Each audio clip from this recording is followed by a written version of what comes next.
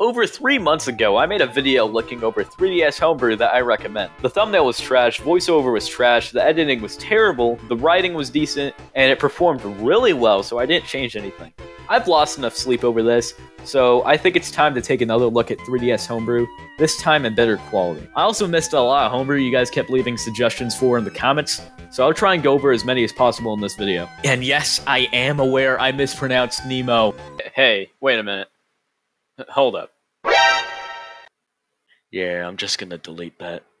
Without further ado, here's all the separate chapters. Let's go. Starting off with quality of life apps. The first one I deeply regret not mentioning is GYTB, which allows you to create custom badges. Yeah, badges are one of the many things that the Switch OS is missing, and people constantly complain about its absence. They offer a really neat way to decorate empty spaces on your home screen, and add some kind of visual flair to your folders. And as I said, GYTB allows you to make custom badges. It's really cool, but if you get a yellow screen while setting this up, you'll need the Nintendo Badge Arcade app. For some weird fix, the link in description goes more in depth, but if you didn't get that app before the eShop shut down, there are options as you can imagine. If you don't know where to get custom badges or just don't want to make your own, I linked a pretty cool website that lets you browse through a bunch, so I'd recommend checking that out if you're interested. DS Library allows you to read ebooks on your 3DS. It's really simple, and I say this a lot throughout this video, but I can't believe I didn't bring this up in the first one. And as the name implies, it also works on the original DS. You can use Video Player 3DS to play .mp4, .mkv, .mp3, .mov, and a whole lot of other video files on your 3DS. There's also this really cool mod that lets you stream your 3DS's live video feed to your PC.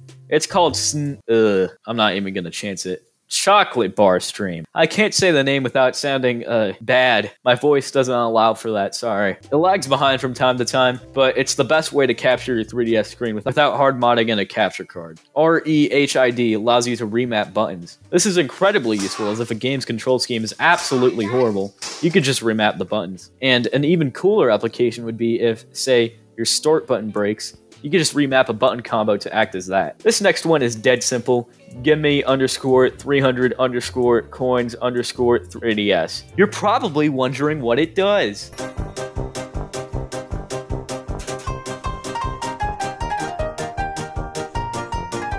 You can manually cheese play coins via checkpoint, but it's pretty convenient to just have this app show up in my homebrew folder, and it's just one click, so yeah. I had a hard time deciding whether this would fit in the emulator section or here in the quality of life section, but it's really just a more convenient way to emulate some games, so I'll get it over with here. You can install ROMs onto the home screen via Virtual Console. The reason I didn't bring this up in the first video is because I never did this until now. I don't like having retro games on my home screen. Personally, I prefer having them show up on a list in separate emulators, but it was still a mistake to not bring this up regardless. Setting this up is a bit more complicated than the other homebrew shown in this video, so I'll link the guide I used to save you a headache. I mentioned this in the 3DS eShop shutdown video, but I'll bring it up again. Pretendo is a revival service for 3DS and Wii U for when their servers inevitably shut down. It's not out yet, but they've been making really good progress, and it's worth bringing up. ThirdTube has been updated to work on old 3DS models. I missed this when I wrote the script of the first video, so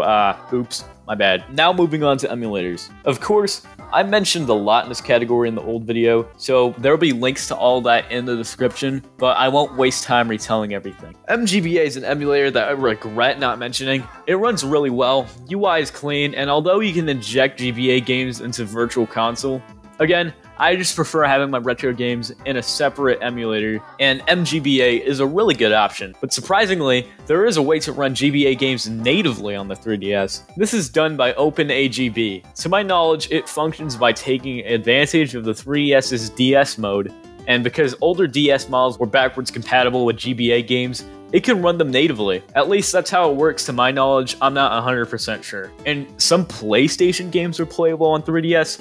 What? This is done via RetroArch, but you can use a forwarder generator to install it to your home screen via a CA file. Obviously, not every PS1 game is going to run, but some are actually playable. And if you're willing to ignore audio issues and a slightly lower frame rate, you'll find a surprising amount of PS1 games are indeed playable on 3DS. The new models, of course, I don't think this is possible on the original ones. And there's a Virtual Boy emulator. 3D works on it too. There are some emulators for old PC games which I missed, so I'll list some of them. ZXDS is the emulator for Sinclair ZX Spectrum games. It performs well with whatever the heck this is, and it has peer-to-peer multiplayer, which is seriously impressive on 3DS. And as the name implies, it also works on original DS models. Vice 3DS is the emulator for, you might want to sit down for this, Vice C64 games.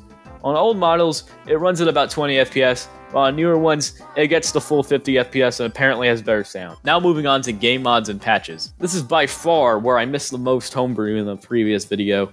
I got a ton of patch and mod recommendations in the comments, so I'll now go over some of them. Ocarina of Time 3D has a randomizer. I'm not all that familiar with randomizers or even Zelda in general, but the basic premise is that as the name implies, it randomizes item locations, making the game more replayable. And there's been talk of a Majora's Mask 3D randomizer for a long time, but nothing has come out yet. However, the original N64 Majora's Mask does indeed have a randomizer, as you'd expect. A mod Majora's Mask 3D actually has is the Project Restoration mod. For those of you unaware, the Majora's Mask 3D remake added a lot of changes and just odd tweaks that a lot of people didn't like. This mod reverts those changes and overall makes the game a lot more like the original, with the benefits of being on the 3DS, that being better graphics, portability, etc. Ocarina of Time 3D doesn't have a comparable mod to my knowledge, but it does have a playable Shaggy mod, so do you really need that? A lot of the 3DS Pokemon games have Rom Hacks, which make the game a lot harder. I'd link them, but 1, there are so many.